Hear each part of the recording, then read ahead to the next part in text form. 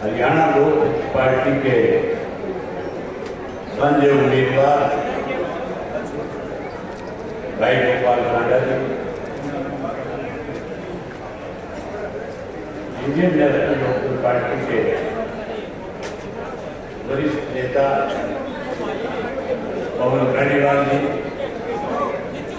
गोविंद कांडा जी मंच पे मेरे साथ बैठे हैं। Bahujan Samaj Party, Indian National Lokdal Party और हरियाणा लोकदल पार्टी के सभी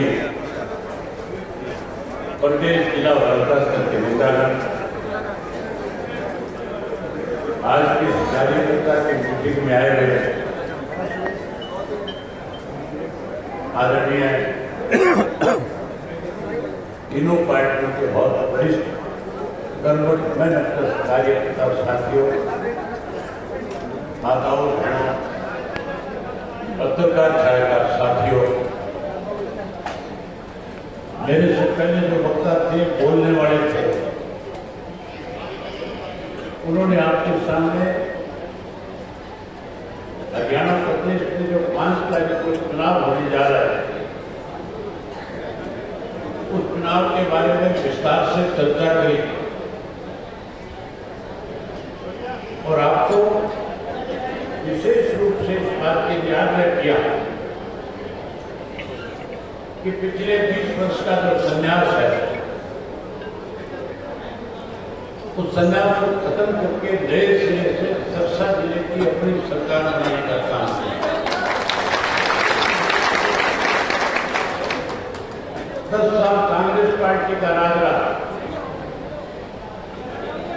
और 10 वर्ष से भारतीय जनता पार्टी इस प्रदेश में सत्ता में है। साथियों, कांग्रेस पार्टी जब सत्ता से पार हुई थी, हरियाणा प्रदेश के लोग कांग्रेस से दुखी थे, परेशान थे, खपा थे। कांग्रेस को इसलिए सत्ता से बाहर करना चाहते थे कि कांग्रेस के राज में हमारा देश भ्रष्टाचार के मामले में केंद्र की मनमोहन सिंह जी की सरकार जो थी, उस सरकार में इतने बड़े बड़े घोटाले हुए थे कि हिंदुस्तान पूरी दुनिया के अंदर इस बात के लिए बदनाम हो गया था कि सबसे भ्रष्ट मुल्क अगर कोई है तो भारत है और भारतवर्ष की वो कांग्रेस की सरकार जिसने इस देश को भ्रष्टाचार के गर्त में डुबोने का काम किया। उस वक्त नरेंद्र मोदी जी ने, भारतीय जनता पार्टी ने उनको प्रधानमंत्री के रूप में पेश कर दिया और मोदी जी जिस भी राज्य में गए वोट मांगने के लिए, उन्होंने लोगों को बहुत बड़े बड़े समझदार दिखाए। लोगों ने मोदी की बात पे विश्वास किया, वोट किया, सरकार बनाई। मोदी जी कहा करते थे कि अगर हमारी सरकार बनेगी, कांग्रेस के राज में जो लूट करके इस देश का धन विदेश के बैंकों में जमा कराया, हम उस पैसे को वापस लाएंगे। और आम आदमी से कहते थे तेरे खाते में 15-15 लाख रुपए जमा करा दूंगा। हर आदमी प्रभावित होता था, 15 लाख रुपए आएगा, कर्जा खत्म हो जाएगा, छोटा मोटा कारोबार कर लूंगा। वही पढ़े लिखे नौजवान को कैसे प्रभावित किया जाए, उसको कहा 2 करोड़ पढ़े लिखे नौजवानों को नौकरी और रोजगार दूंगा हर वर्ष। किसान को कैसे अपने साथ जोड़े,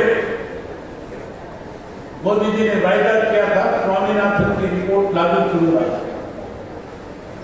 ये भी कहा था एमएसपी का कानून बना लूंगा। माताओं बहनों का वोट लेने के लिए इनसे भी कहा था उन्हें चूल्हे से पीछा छुपाऊंगा, घर घर के अंदर गैस का सिलेंडर पहुंचाऊंगा, वो भी फ्री में देने का काम करूंगा। महंगाई कम कर दूंगा, भ्रष्टाचार पे रोक लगा दूंगा। लोग कांग्रेस से दुखी थे, परेशान थे, लोगों ने मोदी को प्रधानमंत्री बनाया। 10 वर्ष में मोदी जी ने अपने किए हुए वायदों में से एक भी पूरा नहीं किया। हमारे हरियाणा प्रदेश में तो पिछले 10 वर्षों से भाजपा की जो सरकार है, इस सरकार में अनेक घोटाले हुए, 20 से ज्यादा घोटाले किए। जब साथियों कोरोना का काल था,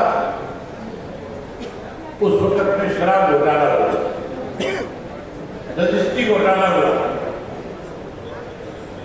तो सरकारी दवाइयां खरीदी गई थी, 480 करोड़ रुपए सत्ता में बैठे लोग खा रहे। पेपर घोटाला हुआ और पेपर घोटाले के साथ साथ माइनिंग घोटाला किया गया।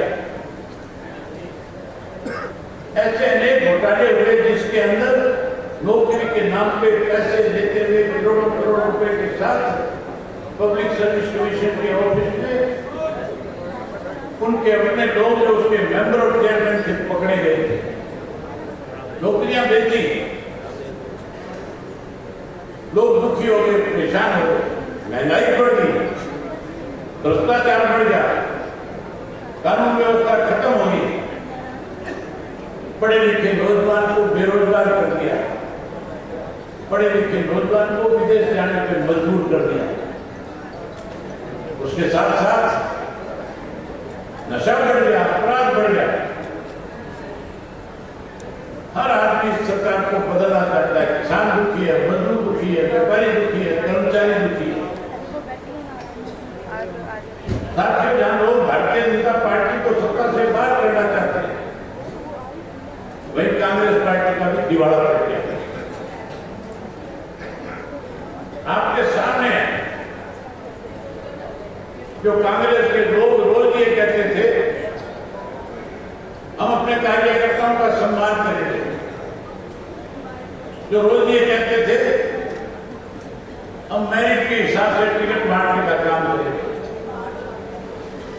भूपेंद्र सिंह हुड्डा ने और उसके बेटे ने एक विधानसभा के अंदर 20-30 कैंडिडेट पैदा कर दिए, लोगों की जमीनें बिकवा दी, पैसा खर्च करा दिया। और जब टिकट बंटवारे की बात आई तो ऐसे लोगों को टिकटें दी जो पैसे देकर के आए,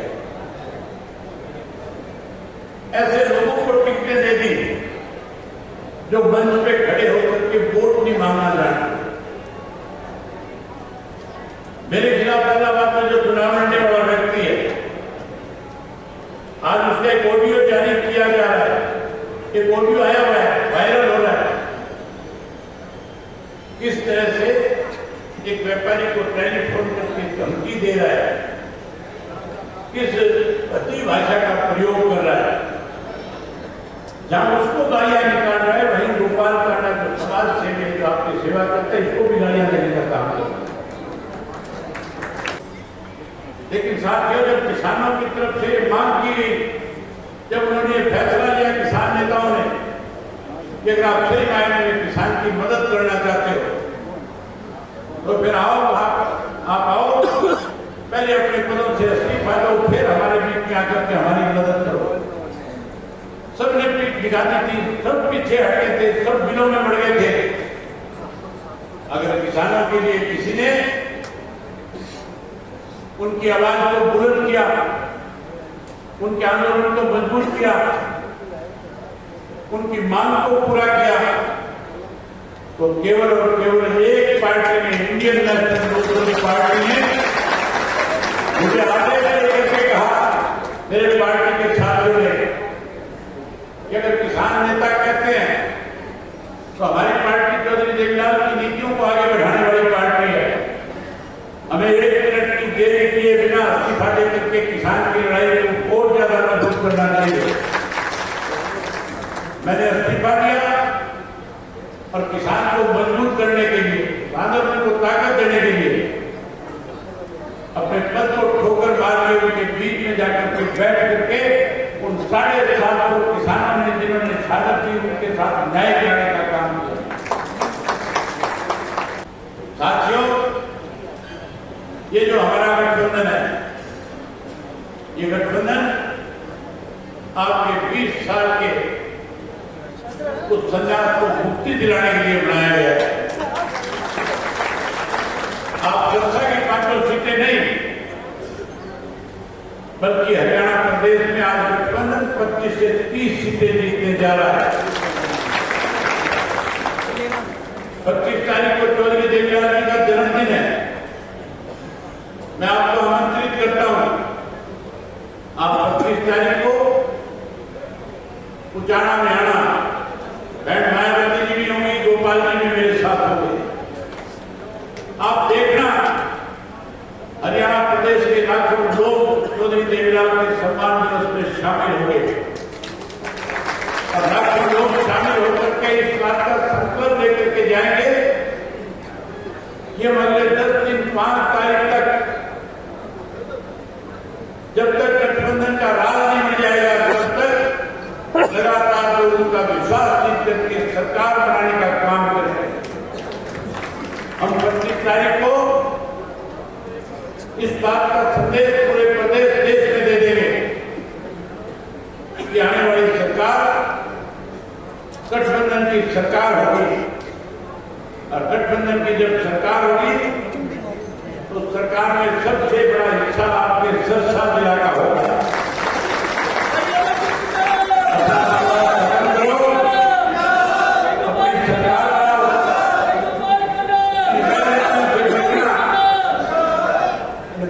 से बचना जो इस किस्म की अफवाहें फैलाते हैं। मैं पूछना चाहता हूं हुड्डा से, बीजेपी के नेताओं से, आप रोजाना भारतीय जनता पार्टी, कांग्रेस वाले भारतीय जनता पार्टी वालों के गले में पटके पहना करके अपनी पार्टी में शामिल करते हैं। अगर इतना ही बुरे और परहेज है तो फिर उन्हें अपनी पार्टी में क्यों शामिल करते हो? इसी तरह भारतीय जनता पार्टी वाले भी कभी जेजेपी वालों को फटका डालते हैं, कभी कांग्रेस वालों को फटका डालते हैं।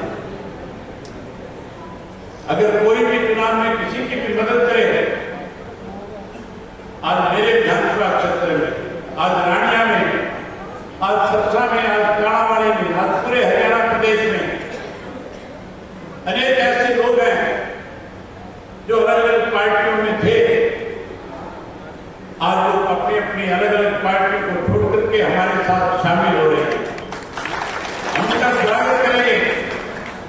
अगर कोई भारतीय जनता पार्टी का पदाधिकारी अपनी पार्टी छोड़ करके हमें आकर के समर्थन और सहयोग देता है, हम उसका स्वागत करेंगे। अगर कोई कांग्रेस से हमारे पास आएगा, हमारी नीतियों में विश्वास और भरोसा जताएगा, हमारे गठबंधन का साथ देने की बात करेगा, हम उसका भी स्वागत करेंगे। कोई भी सामाजिक संगठन हमारे साथ आकर के खड़ा होगा, हम उसका भी स्वागत करेंगे। हम चुनाव जो लड़ रहे हैं, हम इसलिए नहीं लड़ रहे कि हमारे ऊपर इस तरह के लोग जो खुद दाग से भरे पड़े हैं, जो लोग बेईमान हैं, उन लोगों को सबक देंगे।